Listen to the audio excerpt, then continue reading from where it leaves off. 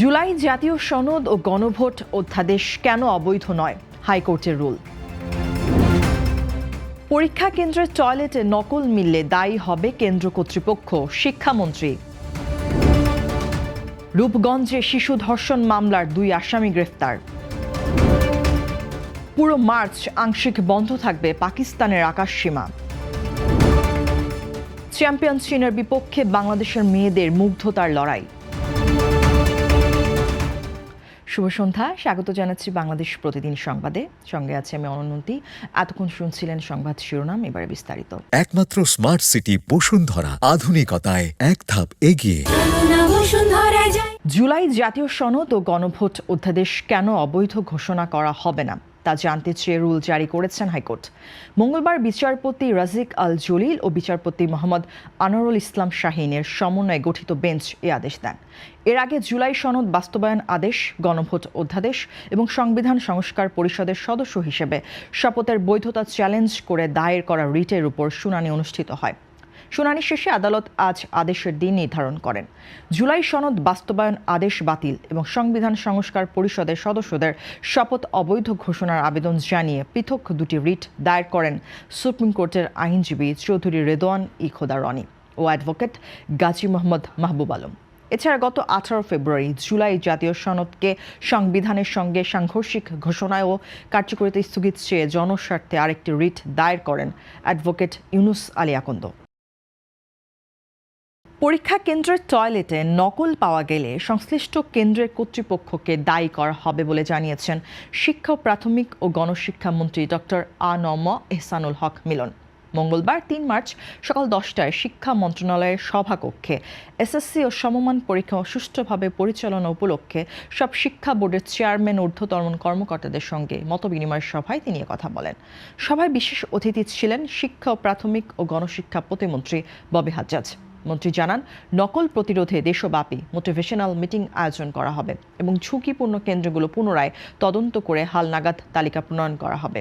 তিনি পরীক্ষার্থীদের body search নিশ্চিত, ডিজিটাল ডিভাইসের অপব্যবহার রোধে আইন প্রণয়ন এবং প্রশ্ন ফাঁসের সঙ্গে জড়িতদের বিরুদ্ধে কঠোর ব্যবস্থা নেওয়ার নির্দেশ দেন। অটোপাসের সুযোগ না রাখা ও প্র্যাকটিক্যালে প্রকৃত মূল্যায়নের উপরও গুরুত্ব আরোপ করেন মন্ত্রী। নারায়ণগঞ্জের রূপগঞ্জে বুদ্ধি প্রতিবন্ধী এক শিশুকে ধর্ষণের ঘটনায় জড়িত 2 আসামিকে গ্রেপ্তার করেছে র্যাব 11। মঙ্গলবার গভীর রাতে গোপন সংবাদের ভিত্তিতে পৃথক অভিযান চালিয়ে আসামিদের গ্রেপ্তার করা হয়।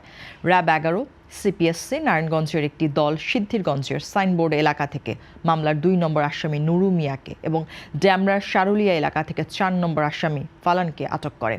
গ্রেপ্তারের বিষয়টি নিশ্চিত করেছেন রূপগঞ্জ থানার ভারপ্রাপ্ত কর্মকর্তা ওসি মোহাম্মদ সবুজিয়াল হোসেন। তিনি জানান, গত 14 ফেব্রুয়ারি সকাল 11টার দিকে রূপগঞ্জের নড়া বোরটেক এলাকায় 13 বছর বয়সী এক বুদ্ধি প্রতিবন্ধী শিশু বাড়ির পাশের একটি কাঠ বাগানে খেলছিল। এ সময় একই এলাকার সানোয়ার কৌশলে শিশুটিকে ডেকে ঘরে নিয়ে যায়।